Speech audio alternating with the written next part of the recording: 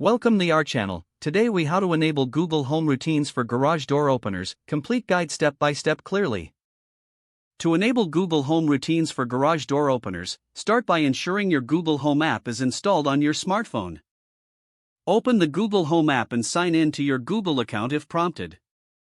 Tap on the plus icon in the top left corner of the home screen. Select Setup Device from the menu options. Choose Works with Google to find compatible devices. Scroll or search for your garage door opener brand in the list. Follow the prompts to link your garage door opener to your Google Home app. Once linked, return to the home screen of the Google Home. Tap on Routines from the main menu. Select Manage Routines or tap on the plus icon to create a new routine.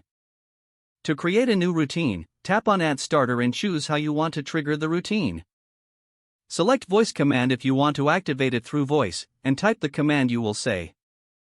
Next, tap on Add Action and choose Adjust Scenes, then select your garage door opener. You can set the action to open or close your garage door, depending on your preference.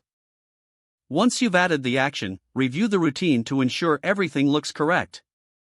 Tap on Save to save your new routine.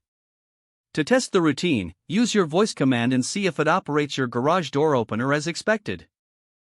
If it works properly, your Google Home routine for your garage door is now set up and ready to use. If the page does not load, refresh the browser or try again in a private or incognito window. Make sure you are using the correct email address, then retype it carefully to avoid small typos. If your password is not accepted, use the reset option and create a new strong password you can remember. Check your spam folder for verification or security emails, then complete any requested confirmation steps. Enable two-factor authentication if available to improve account security and reduce unauthorized access risk. After signing in, review your profile details so your contact information and settings are accurate and current. If you see an error message, note it down and try again after restarting your device and internet connection.